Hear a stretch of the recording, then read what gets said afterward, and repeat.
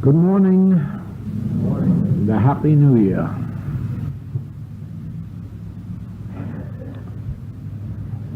And because it is New Year's morning, we can take advantage of this opportunity to speak of the meaning of a new year from a spiritual standpoint.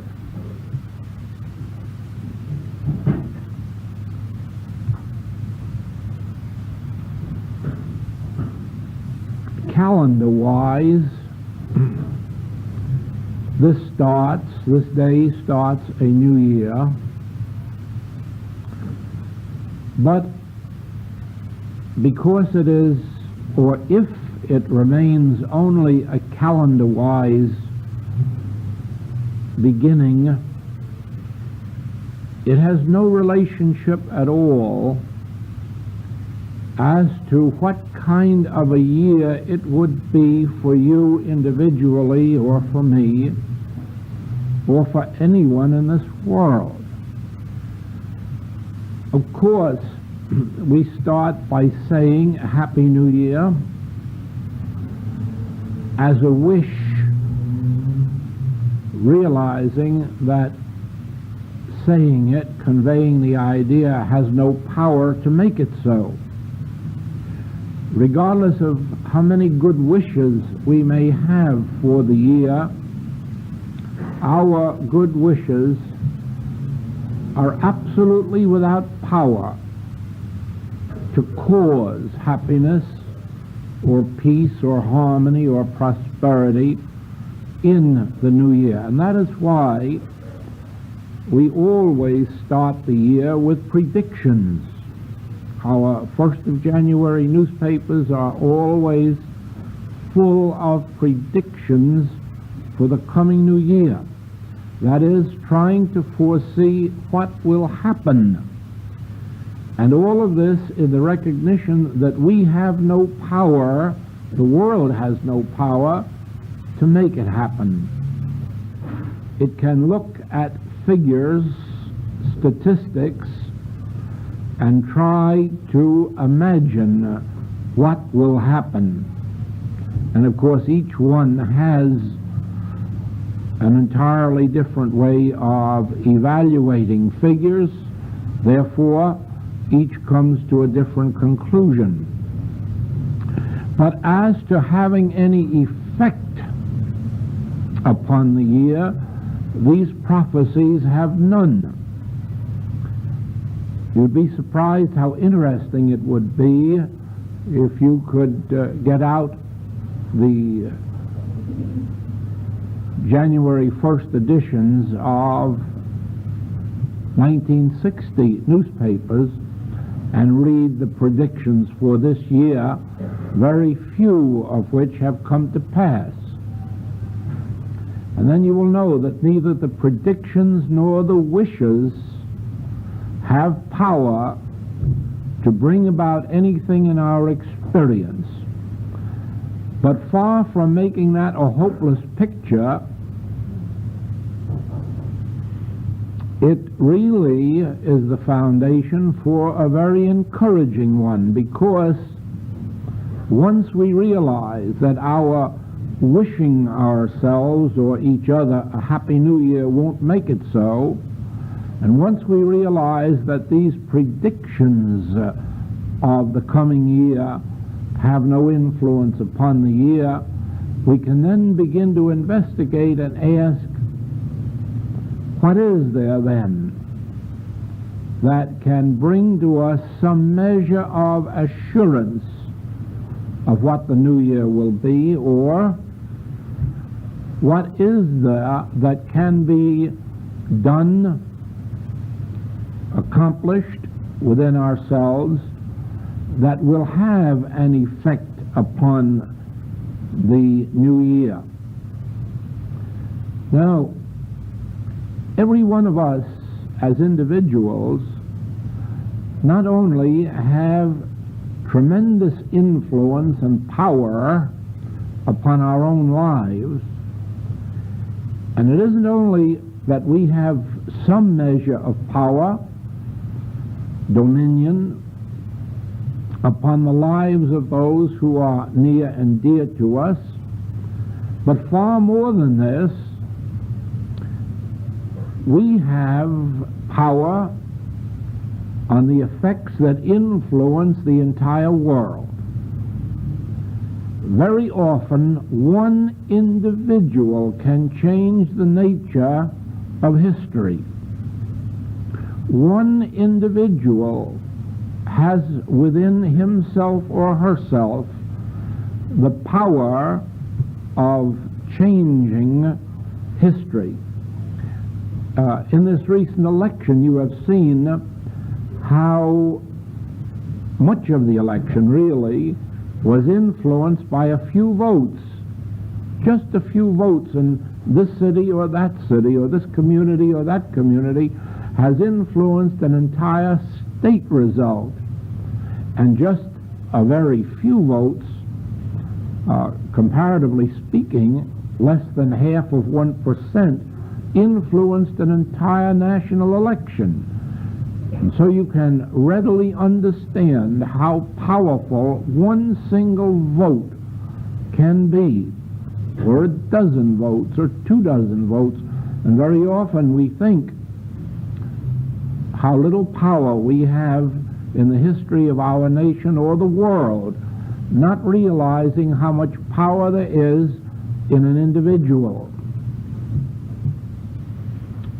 Of course, it isn't necessary to repeat that from the earliest of days, the power that a Moses had in his time, or a Jesus, or a John, or a Buddha, or a Lao Tzu, not only on the history of their days, but the history of all time, influenced just by an individual here or there. So it is that we not only influence our own lives, but no one knows who the individual is who may influence the history of an entire year, or what group may bring about changes in the history of a world. We are going to witness a very interesting experiment during this year along that line. One man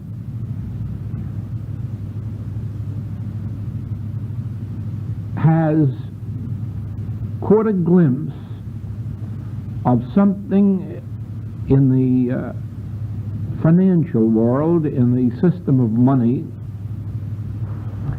which he believed could change the entire economic history of the world and take it out of its present debt, present depressed state, and make the currency of every nation solid, substantial.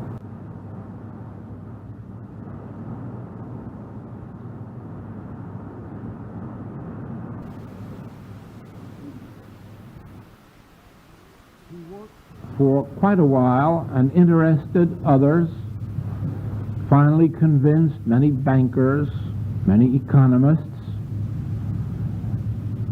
and for 8 years has worked politically until finally he convinced a political party, a major political party, that this system, if in operation, would change the economy of a nation. And with 8 years of work, that party was elected. And now this party is committed to putting in this new system of currency nationwide. And it is possible, if this thing works out as it has been foreseen, predicted, that it can change the nature of a nation's economy from debt to prosperity? And if so, it will change the history of the world. And again, we will witness what one individual can do, not only in his individual experience of accumulating money, but of restoring a balance of harmony to a world. But in every case, all of this begins with ourselves. It begins with understanding how these changes are brought about in our individual experience, and then our circle widened until we are able to bring this influence into the experience of others. And so we must start with individual you and individual me. And we must start with this recognition. The year, being a new one, does not have within itself the power to be any different than our last year. In other words, throughout this 1960, as in all previous years, some have been made healthy and some diseased. Some have been made wealthy and some impoverished. The year itself hasn't been equal for all people, not even in one country or one community. What makes the difference? And the answer always must be one word: consciousness. The word consciousness has within itself the secret of life, the secret of harmony or discord. The word consciousness contains the entire secret of individual life and collective life. And the reason is that we are states and stages of consciousness in our humanhood. And what our outer experience is determined by what our state of consciousness is. Now, in the earliest years of our experience, we have no control over what our consciousness is. In other words, as we are born, as we are conceived, before we are born, our parents determine our consciousness. They imbue us with their consciousness. And therefore, we are born, some of us, full of hope, confidence, assurance, peace, joy. Others are born full of fear, doubt, anxiety. And in the earliest years of our experience, our parents dominate our lives. And we really are the showing forth of their state of consciousness. I have actually witnessed this, that there are some children who are born really beautiful, and in their earliest years are beautiful. The very reflections of perhaps their mother or father consciousness. Later in life, when they are out under their own consciousness and are no longer governed by their parents' consciousness, they lose this beauty. They lose whatever it was of charm that they had in their childhood if their own state of consciousness has not evolved the same as the parents. And on the other hand, there have been ugly ducklings while under their parents' dominion, who have blossomed out into beauties once the influence of their parents was thrown off and they could function on their own inner consciousness.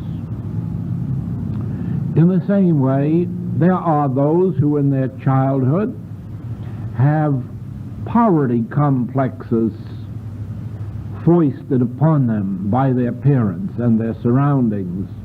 And once they are away from that influence, they're able to blossom under their own state of consciousness, and vice versa.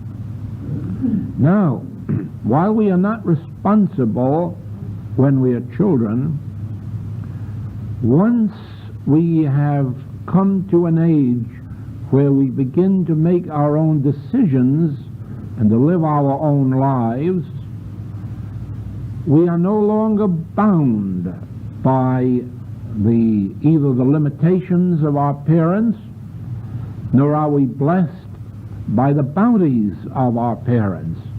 We now have an individual life to live, an individual consciousness to unfold. And here is where our second stage comes in, when our schooling, our education or lack of it, our environment, our friends, all begin to have some influence upon our consciousness, and so we begin to evolve much in the same way that our friends or relatives or schoolmates are evolving. And in the ordinary human life, an individual never, at any time between the cradle and the grave, they never evolve their own consciousness. They never live their own lives. In the ordinary human life, a person is always living in the lives of their relatives, their friends, their community, their surroundings. And they do not surmount these because it is not taught to them that they are an individual consciousness with individual capacities, God-given, with individual propensities, with individual characteristics, all God-governed, and therefore they can throw off the influence of their surroundings. They can throw off the influence of the world about them and begin to live as individuals.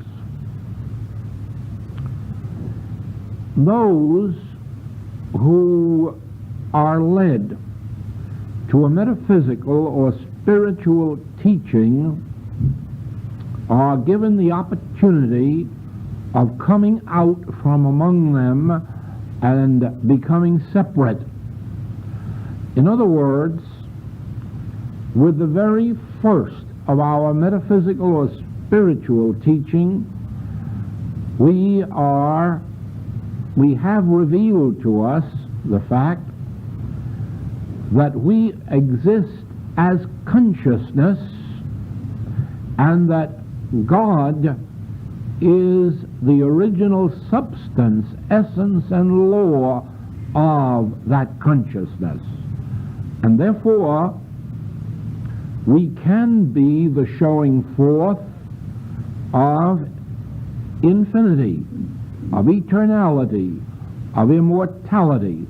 We can be the showing forth of God's grace rather than the showing forth of whatever period of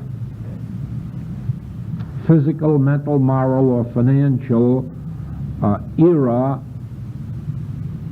we happen to be in at the moment. In other words, truthfully, we are independent of what is going on in this world. Actually, by the grace of God, we need not be benefited by what is going on in the world of good nor deprived of good by what is going on in the negative sense of the world, for we can come out from this mass consciousness and begin to live our lives as individuals. It was a wonderful thing to read here last month that within this last 12-month period, one of the greatest changes has taken place in the United States consciousness of any time in recent history. In other words, when, beginning with the Depression in 1930, this country began to take on the complexion of the older foreign countries of mass consciousness, dependence on government support, dependence on collective activity. In other words, when we began to come under the socialistic and communistic influence of giving up our personal and individual selves to become a part of a collective, nationally supported society, we were on the downward path that led eventually to probably the lowest ebb 2 years ago, when a survey of college graduates was taken in this country asking the ambition and hopes of the graduates. And in that year, more than 70% of the graduates said their hope was to get on the payroll of a corporation and be able to retire in 30 years. That was the hope and ambition of our college graduate youth 2 years ago. In this 2-year period, this has so completely changed that the surveys taken in the last few months indicate that the youth of this nation is clamoring for individual expression, individual unfoldment, individual living, individual opportunities. And all of this really has come in the last 12 or 15 months. This recognition of what we had lost in those years of socialism, what we had lost in those years of collectivism, which led really to a communistic state of thought being embodied among us. Of course, it couldn't last in the soil of this nation, and it is a wonderful thing to see how now that tide is turning. But this leads us in the spiritual world to a different step, because we go a step further than human individuality and a desire for human differences. We go to that state of individuality which is a God-given individuality, which makes us so different from each other that each one of us has an individual mode of life, an individual art or talent or ability. Each one of us has an individual capacity for free, joyous life under the government of the spiritual creative principle of life, that which we call God. So it is then that when we come to the subject of a new year, we cannot look out upon this year as having any hopes for us. Our hope must be in what change of consciousness will take place in us that will make this year a better one than the last, a richer one, a deeper one, more harmonious one, a more healthful one? What is there within us that can change the year or make it a happy year? Do not think for a moment that the answer to this isn't known. The answer is known and has been demonstrated for many, many years by many.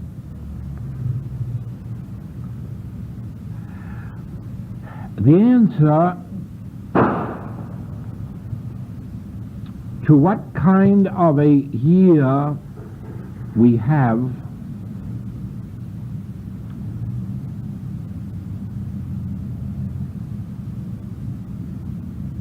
is that the year will be in accord with the state of consciousness with which we face the year. And the next question, how do we determine what that state of consciousness is to be which determines the year? And this is the answer. A consciousness imbued with truth manifests as harmonious outpicturing of life. The outer form of our life is determined by the degree of truth embodied in our consciousness, or the amount of truth of which our consciousness is constituted. In the absolute, God constitutes our consciousness. Therefore, we already have the full and complete, perfect spiritual consciousness. But this is only of demonstrable availability in proportion to our conscious awareness of the truth. And let me show you how that is.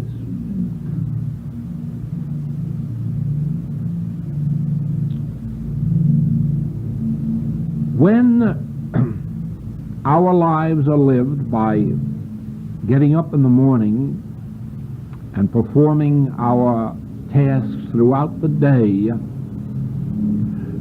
with little or no conscious realization of a spiritual presence and power within us, then we are subject to the mass human consciousness.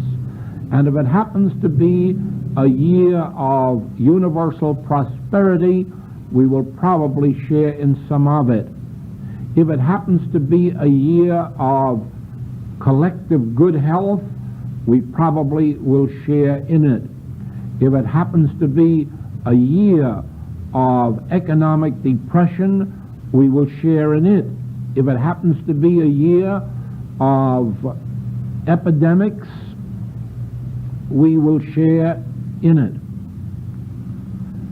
The only way to avoid being a part of the mass mind and of demonstrating the life that is lived by humans is to begin our day and end our day and continue throughout the day praying without ceasing, praying in the form of recognizing that I am not living my own life and no one else is living it for me. God is living my life. God in the midst of me is mighty. There is a divine presence within me that goes before me to make the crooked places straight. There is a spiritual presence and power within me that is the law of resurrection unto my entire experience, unto my business or my body or my art or my health. There is a spiritual influence, a spiritual presence within me There is a law of resurrection that even restores the lost years of the locust.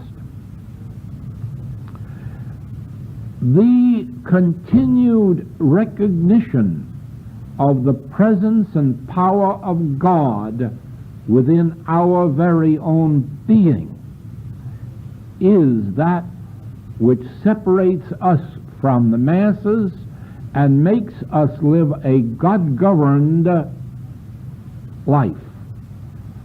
A life lived by the laws of God, the substance of God, the activity of God, the presence of God, and the power of God. But only this acknowledging Him in all thy ways, only this keeping the mind stayed on Him, only this separates us from the mass influence, from collective experience, and enables us to be a law unto ourselves. We become a law unto ourselves in that moment in which we consciously accept a God in the midst of us. In that moment in which we consciously accept that the Son of God dwells in us, and that therefore we are children of God, and if children of God, heirs of God, joint heirs to all the heavenly riches. Only by our conscious acceptance of this truth do we bring ourselves under God's law. Remember, as a human being, as a creature, you are not under the law of God, neither indeed can be. As a human being, as a creature, you are under the laws of humanity. You are under the laws of karmic law, cause and effect. And whatever causes are operating in human consciousness produce their effect upon us individually. But we can become separate and apart from it. Be ye perfect, we are told. Be ye perfect. How can you be perfect? A human being can't be. There is no way for a human being to be perfect. There is no way for a human being even to be halfway perfect. The only way we can be perfect is even as your Father in heaven is perfect. Even as you acknowledge the perfection of God in the midst of you, and acknowledge God's government, God's reign, God's law in the midst of you, only then can you be perfect with God's perfection. And in this perfection, you find that in a tremendous measure, you are separate and apart from those things that are governing the lives of this world, affecting the lives of this world. Only because we have not attained the fullness of spiritual realization do we fail to demonstrate the fullness of spiritual harmony. But we are not concerned at the moment with fullness. We have to start where Paul did, with forgetting those things which are behind. Not claiming immediate perfection for ourselves, but forgetting those things which are behind. Let us at least claim that as of this moment, since I and my Father are one, that oneness governs my life. Since I and my Father are one, the allness of God is the measure of my capacity Oh, of course, no one is demonstrating the fullness of God's capacity at this moment, but can't we rejoice if we can demonstrate that measure of it that enables us to live separate and apart from the sins, the diseases, the lacks, and the limitations that otherwise would be upon us. If we can just demonstrate some measure of our spiritual relationship to God, we will have made a beginning. And of course, we will not accomplish the fullness until we have made the beginning. So therefore,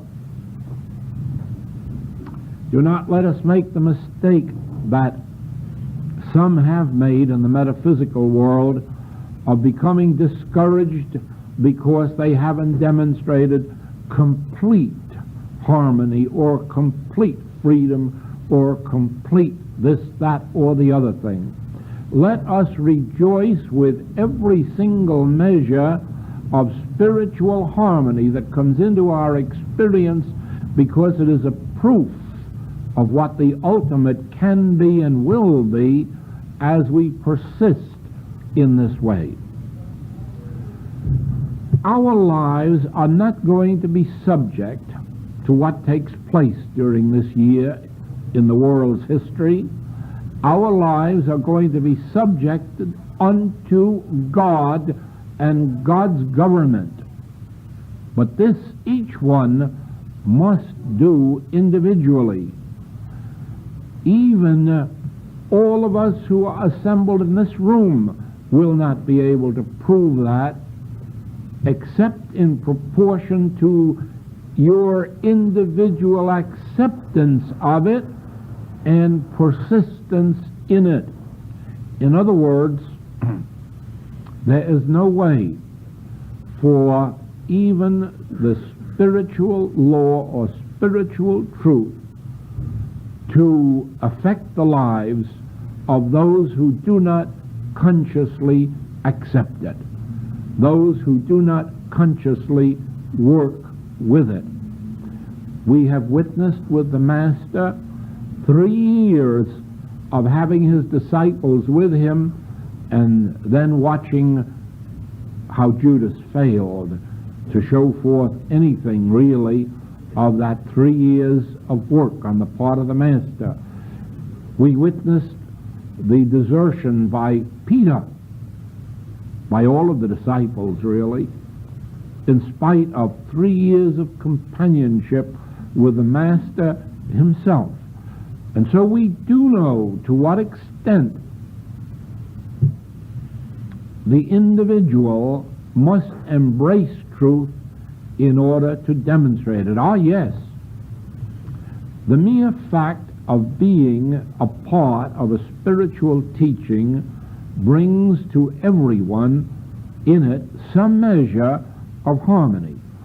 In other words, the consciousness of the teacher or the consciousness of the practitioner does bring some measure of harmony into the lives of everyone who comes under their influence. But it is a temporary benefit, except in the cases where the individuals carry it on themselves. There again we may go back to the human experience where children may be brought up in the most wonderful of homes and be the most wonderful of children, but when they get out into the world, if they do not carry that forward themselves, if they do not take the lessons that they learned at home and carry them out into expression, they can very well become the profligates of the next generation. So it is. No parent can absolutely guarantee what their child will be. They can only guarantee what foundation they give them with which to face life. And so it is that a teacher, a practitioner, cannot guarantee what degree of spiritual harmony will be the lot of the student. They can only guarantee the foundation of spiritual awareness that they give the student, and then it is up to the student to work with the principles until their own consciousness has evolved. Now, in the first step of spiritual unfoldment, a step which everyone has to take for themselves, and which they can take under guidance if they will, but which in the last analysis they must fulfill themselves. The first step is the conscious recognition and acknowledgement of an inner God government, God substance, God law. That each one must do.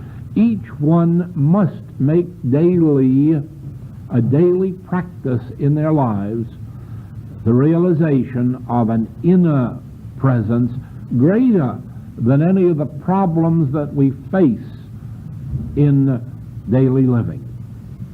Constantly there must be the reminder that there is that within us which is greater than any situation we have to meet in the outer world. Then,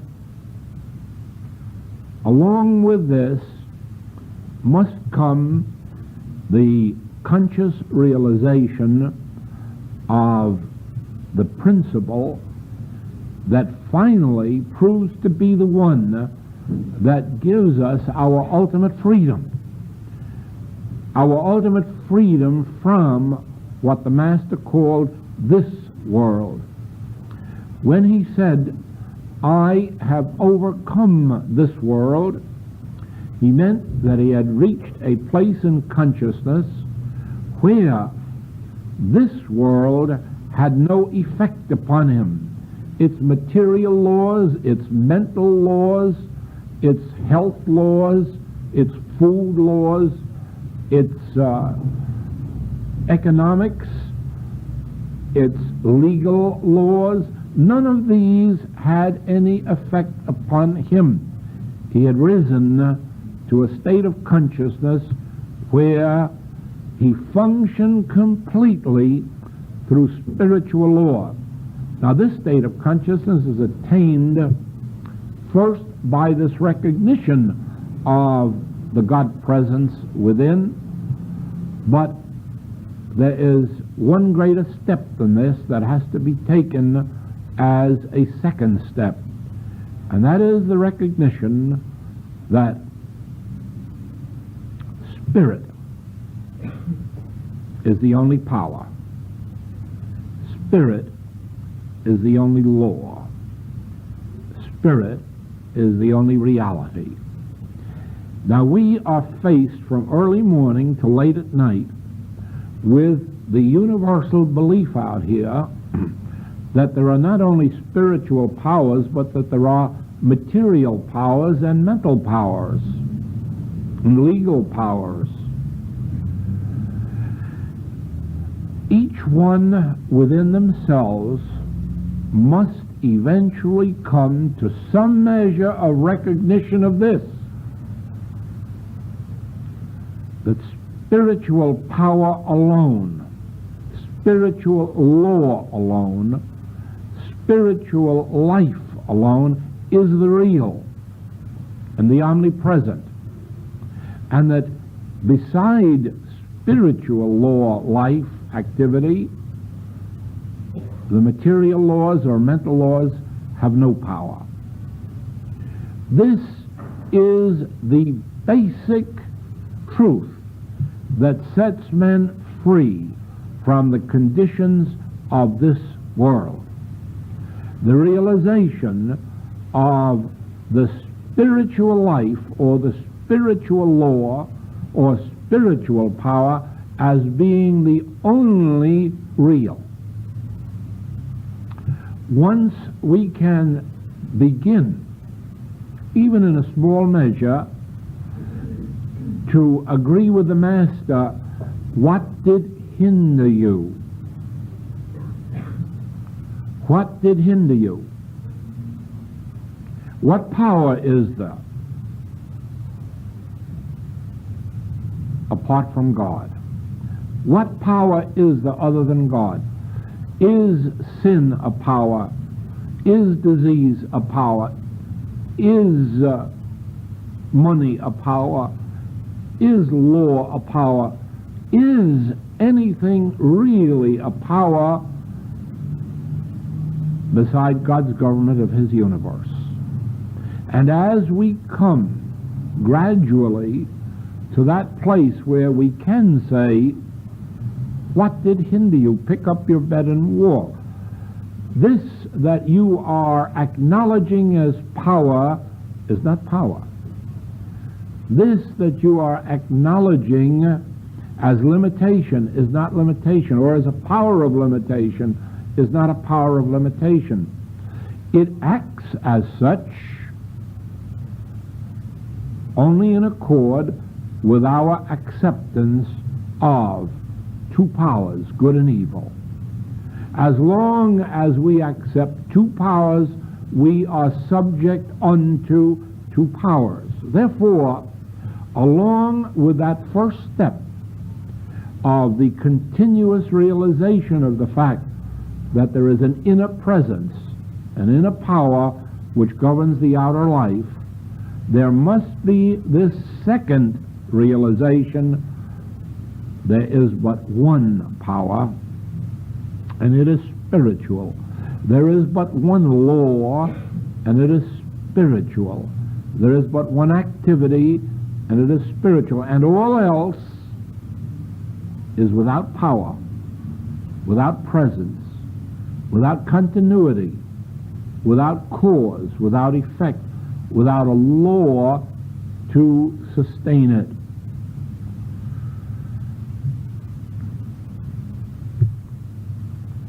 You see then that the new year becomes what we make it. What we make it by our inner life. True, we still go through all the human motions of performing our business, our functions in life,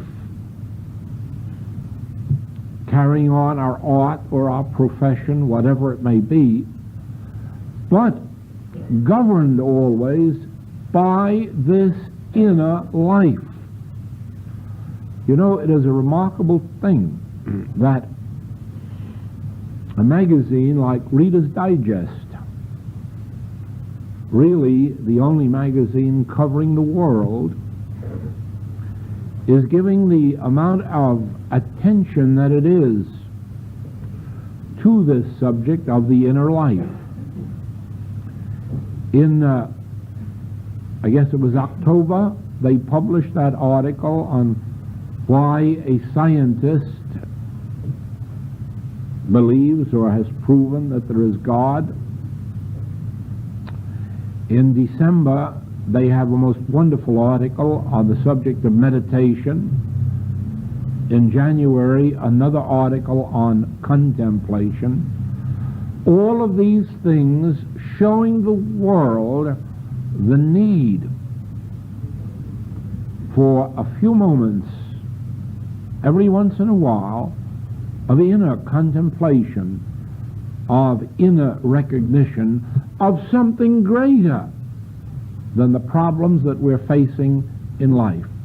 And their articles not only show the need for this, but the results in the lives of those who do recognize the fact that an inner calm, an inner peace has power in our outer experience. And you may be assured of this, that such articles are bringing awakening to thousands of people in the world who never before have known the nature of religion, who thought that religion consisted of going to church and mumbling some prayers or listening to a minister preach from a pulpit, not knowing ever that religion was an inner experience and an inner relationship with God that was lived within one, inside or outside of a church, was lived in inner stillness and quietness. There was a marvelous thing in this last one where it was emphasized that regardless of what problems you had, the solution was to go within and remember, be still. This is the solution to problems. Go within and remember to be still. Of course, this is awakening many in the world who have not had the advantage that those have had who have been led to the spiritual teaching. As I notice these articles, I'm more and more grateful for the 30 years that I have given to teaching and preaching the benefits of meditation and inner contemplation, because I know that this is showing a way to the world and demonstrating and proving what power there is within the individual. Now, strangely enough, in the beginning, you will find that these two steps that I've enumerated this morning, practicing the presence of God, the conscious realization of God, and the changing of our own consciousness from the universal belief in two powers to the acceptance of truth that there is but one power, you find almost from the start that you can bring a greater sense of peace and harmony into your experience. But ultimately, you're going to learn through this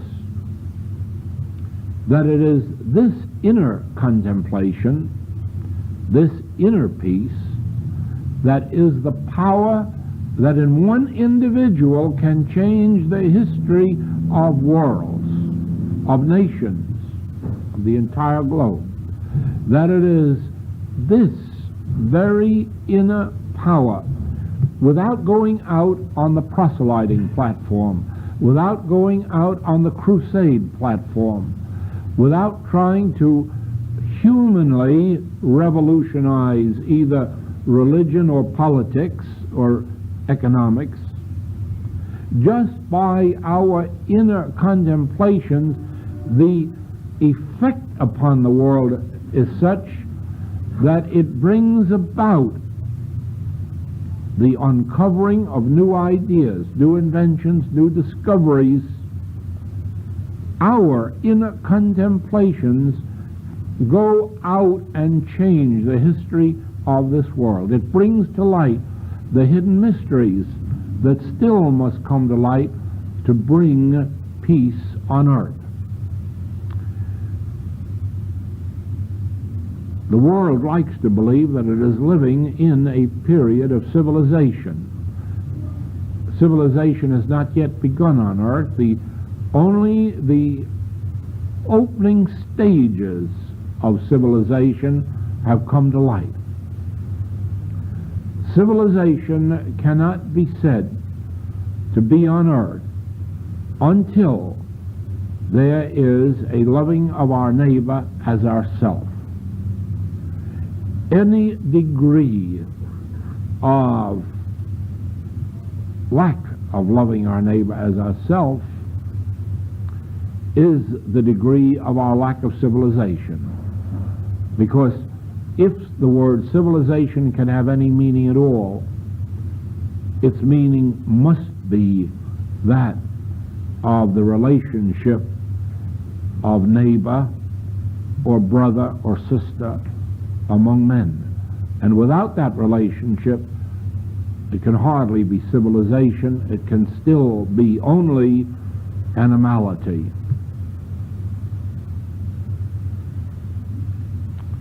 Civilization has to begin with an individual.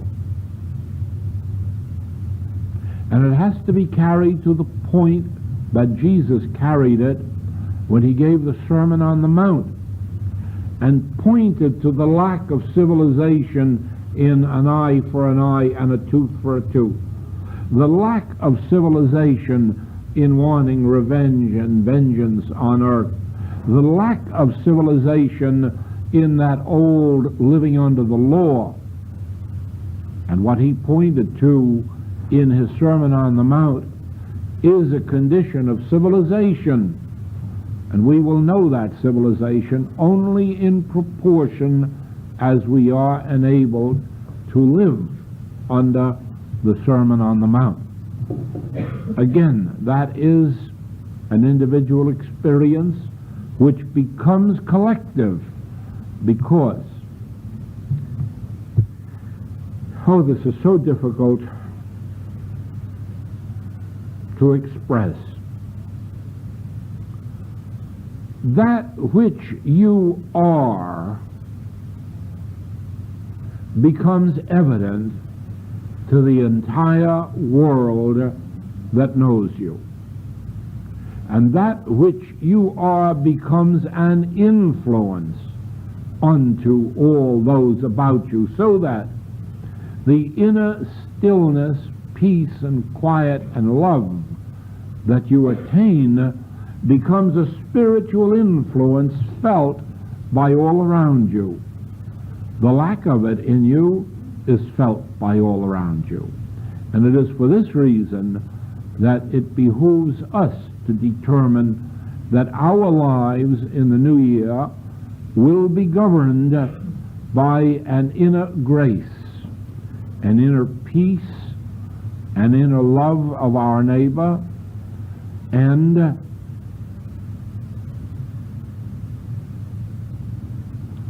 a greater reliance on this truth that there is but one power, and it is spiritual, and it is closer to me than breathing.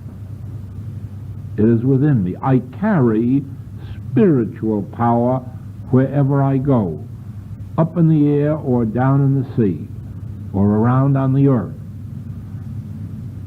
In the hospitals where sometimes I must visit, or the prisons, or the homes, or the lecture halls, wherever I am, I carry the spiritual presence and power of God by my conscious recognition and acknowledgement of it, and in no other way. Only by that recognition do I carry the spiritual presence, the spiritual influence with me, so that I may say the place whereon I stand is holy ground. Why? Because of the conscious realization of God's presence.